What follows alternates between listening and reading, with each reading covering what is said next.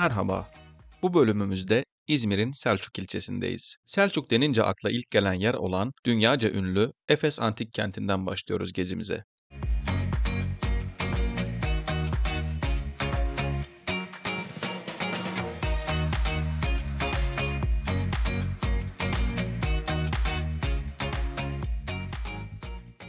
Efes Antik Kenti'nden merhaba. İzmir'in Selçuk ilçesine bağlı burası. Giriş normalde 700 lira ama müze kart 60 lira. Biz zaten daha önce müze kart aldığımız için onu kullanmaya devam ediyoruz. Oldukça kalabalık, özellikle yabancılar buraya akın ediyor. Biz de şimdi bu auditoriumda açtık bu programımızı. Burası kent meclisi toplantılarının ve müzik gösterilerinin, bazı sanatsal gösterilerin yapıldığı yer olarak geçiyor. Şu kapıdan girdik. Diğer kapıdan çıkacağız. Şöyle yukarıdan göstermiş olalım.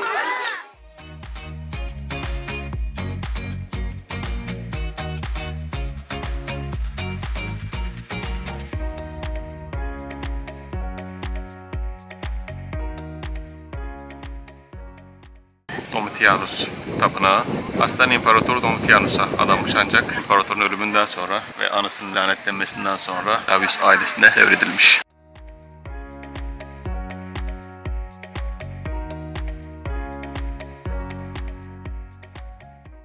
Domitianus Çeşmesi'ymiş ya da Domitian Çeşmesi, artık ne derseniz deyin.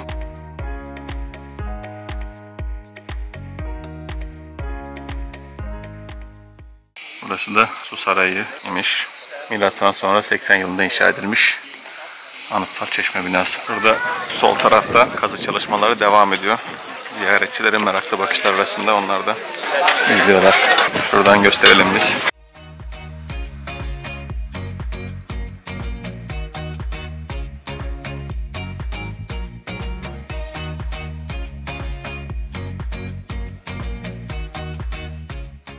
Daha önce kışın gelmiştim. O zaman böyle kalabalık değildi tabii. Kış dediğim de 15 yıl oldu yanlış hatırlamıyorsam. Ama şu an ziyaretçi anlamında gördüğüm en kalabalık mekan burası Türkiye'de. Yani metrekareye düşen ziyaretçi sayısı açısından bir numara. Benim gözlemim öyle en azından.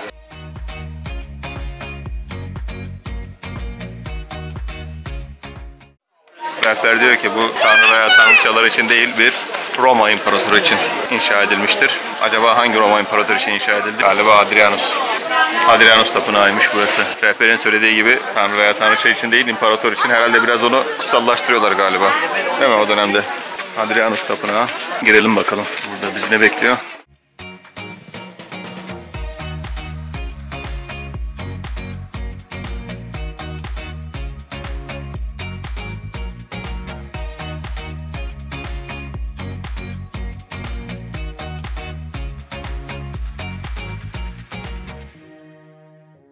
Geldik meşhur kütüphane binasına.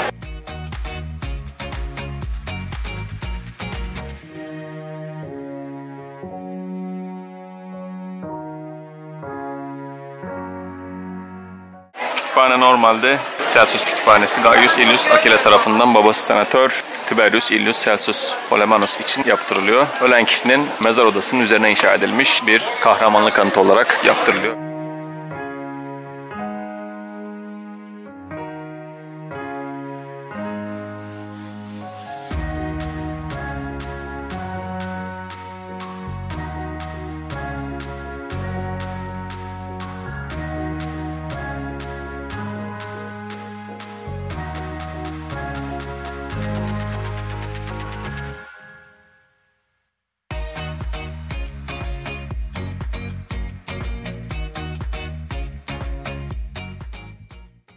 Burası Agora'ymış. Ticari pazar yeri. Muhtemelen şunlarda dükkanlar, geniş bir alan.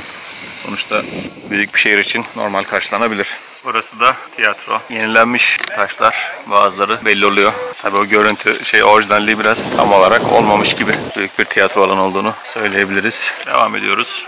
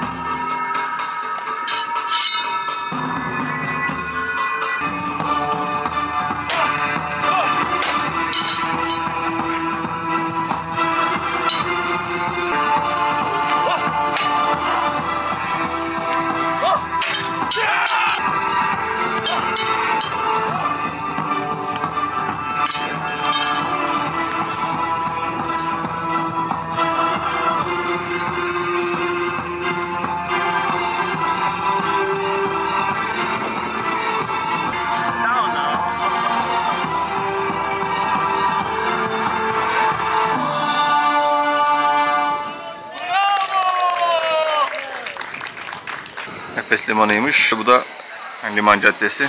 Anıtsal bir kapı ile limandan şehre ulaşılmaktaydı diyor. Evet, o dönem için hatta şimdi de güzel ihtişamlı bir yol. Buradan limana gidiliyor. Biz burada çekim yaparken Efes Deneyim Müzesi'ne gidecektik. Az önceki temsili şeyi izledik. Kısa bir gösteri sundular. İzleyicilerden de beğeni aldığını söyleyebilirim. Tiyatroyu buradan tekrar göstermiş olalım. Daha iyi görünüyor bu açıdan. Şöyle devam ediyoruz. Şimdi de Efes Antik Kenti'nde kurulan Efes Deneyim Müzesi'ne geçiyoruz. Müze kartının geçerli olmadığı Deneyim Müzesi'ne giriş ücreti 1050 lira. Türk vatandaşlarına yarı yarıya indirim uygulanıyormuş. Yani 525 liraya girebilirsiniz. Bir ön gösterim kısa bir telefondan gösteriyorlar. Efes'in kuruluşundan itibaren tüm aşamalar, gelişmeler, dönemlerdeki gelişmeler hepsi böyle yaşatılıyor sanal gerçeklikle. Muhtemelen güzeldir, etkileyicidir ama biz girmemeyi tercih ediyoruz. Daha yeni açılmış.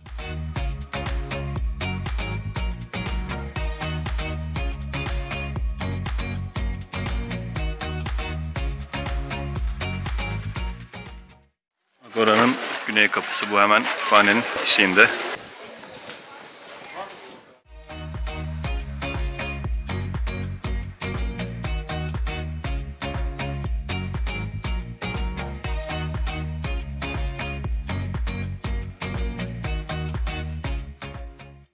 Efes Antik Kenti'nin ardından Meryem Ana evine geçiyoruz. Çoğu dağa tırmanma şeklinde gerçekleşen yaklaşık 8 kilometrelik yolculuğun ardından varıyoruz hedefimize. Araç için 50 lira otopark ücretinin yanı sıra kişi başı 20 lirada giriş ücreti ödüyoruz.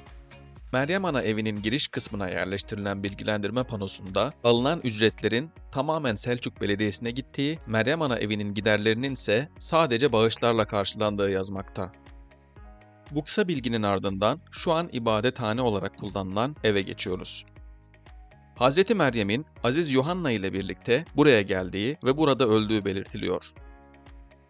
Alman rahibe Katerina Emmerich tarafından yapılan tasvirler sonucu bu ev bulunuyor. 1951 yılında da üzerindeki duvarlar inşa ediliyor. Yapının içinde çekim yasak olduğu için sadece dışarıdan görüntü verebiliyoruz. Çok sayıda ziyaretçisi olan mekanın hem içinde hem de dışında dua eden insanlar görüyoruz.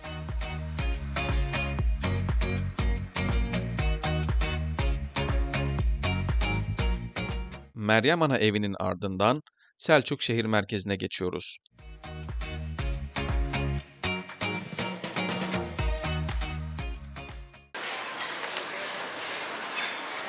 Merhaba.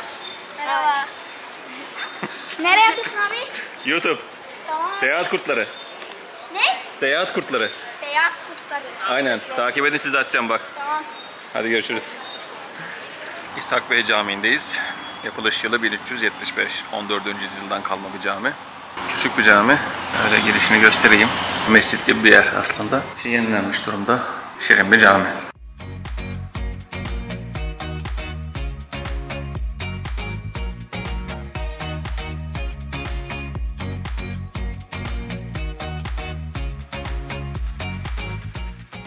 Burası da Aydınoğlu Camii. Minare görebiliyor musun sen? Yok değil mi minaresi buranın? Aydınoğulları'nın merkezi buralarda diye hatırlıyorum, yani bu civarda. Selçuk. Küçük bir cami. Diğerinden daha da küçük. Bu İshak Bey Camii'nden daha da küçük. Hatta minicik. Kuba Camii. Bu da çok ilginç bir mimariye sahip. Kuba Mescidi diyor. Bu da normalde 14. yüzyılda yapılmış ama tekrardan ibadete açıldığı tarih 1997. Bu da yine küçük bir yer zaten. Yan yana sıralanmış demeyeyim de çok yakın yerlerdeler. Küçük küçük camiler.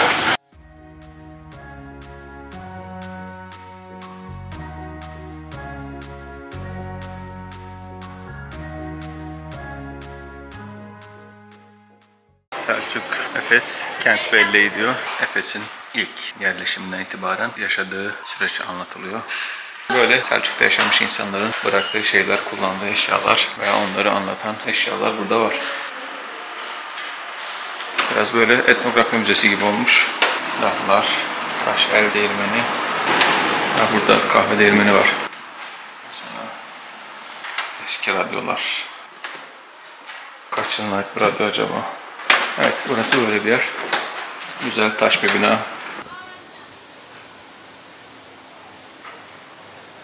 Gördüğümüz sütunlarda su kemeri kalıntıları. Yani ben bilgilendirme göremedim ama öyle olduğu anlaşılıyor zaten. Yine de bir bilgilendirme panosu görseydik iyiydi. What do you think about Selçuk? Good.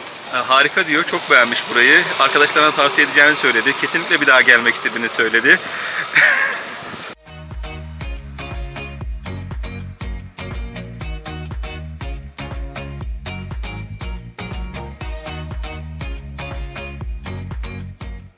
Selçuk kent merkezinden sonra hedefimizdeki Şirince köyüne gidiyoruz.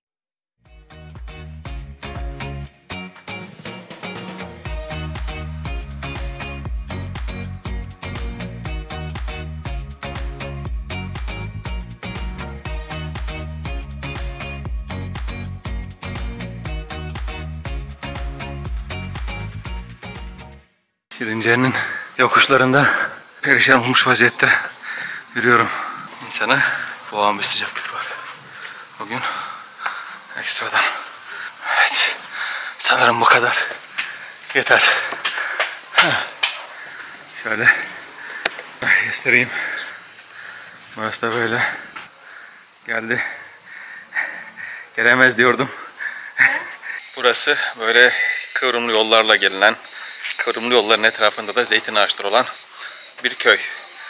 Geldik, ilk başta bizi çok sayıda dükkan karşıladı. Dükkandan başka hiçbir şey yoktu neredeyse.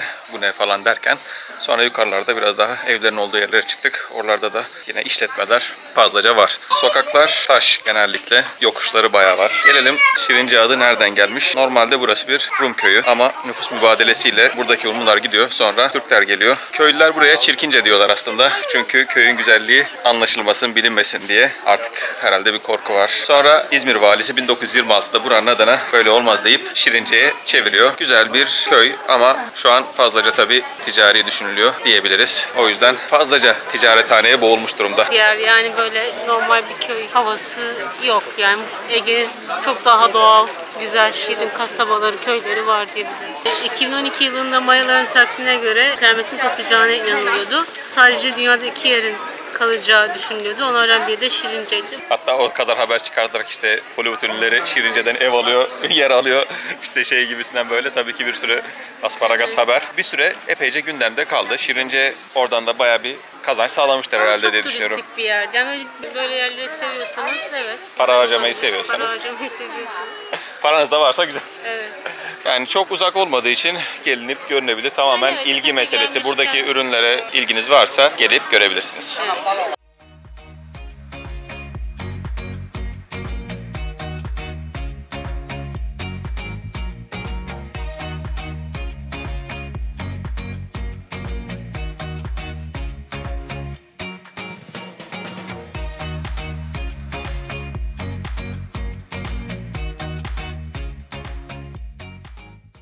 Burası da kilise. Bir fotoğraf sergisi var.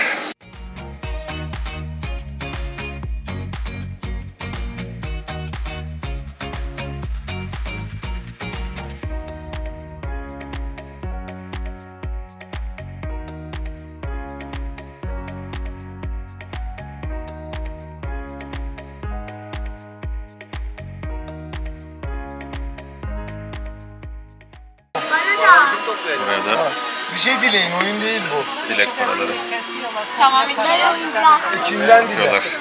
Para atıyorlar. Roma'daki Trevi Çeşmesi gibi. Şirince'nin en güzel manzarası buradan görülüyor diyebiliriz. Şimdiye kadar bizim gördüğümüz öyle en azından.